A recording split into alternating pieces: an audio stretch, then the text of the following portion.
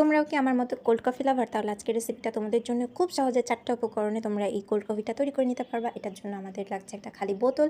বোতলটা একটু ছোট হলে ভালো হবে। তারপরে আমাদের এই নেসক্যাফেটা নিয়ে নিচ্ছি এবং আমি ঢেলে নিচ্ছি খুব সতর্কতার সাথে। এরপর আমি চিনি ঢালবো। এটাও একটা কাগজের মধ্যে নিয়ে আমি খুব সতর্কতার সাথে ঢেলেছি।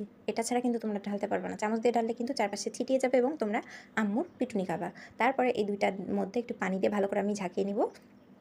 ঝাঁকিয়ে একটা ফেনা তৈরি হয়ে যাবে যখন এরকম, তখন আমি এখানে এটা সাইডে রেখে দেবো এবং এখানে আমি একটু দুধ নিয়েছি। আমার দুধটা নষ্ট হয়ে গেছে, যার কারণে আমি গুঁড়া দুধ মিশাই নিয়ে আমার দুধটা একটু কম হয়ে গেছে। তোমরা একটু ফুল অনেক মানে আর কি পরিমাণ মতো দুধ দিও আর কি।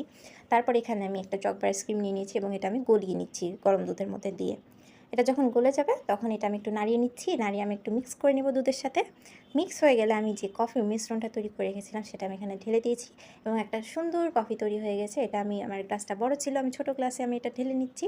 ঢেলে আমি ওপর দিক দিয়ে আরেকটু যে বাকি কফিটা ছিল সেটাও আর কি দিয়ে দিব। এরপর আমি ওপর দিক দিয়ে একটু কোকো পাউডার দিয়ে দিয়েছি জাস্ট একটা লুক আনার জন্যে। তো এইভাবে তোমরা সহজ উপায়ে একটা কোল্ড কফি তৈরি করে খেতে পারো। আল্লাহ হাফেজ।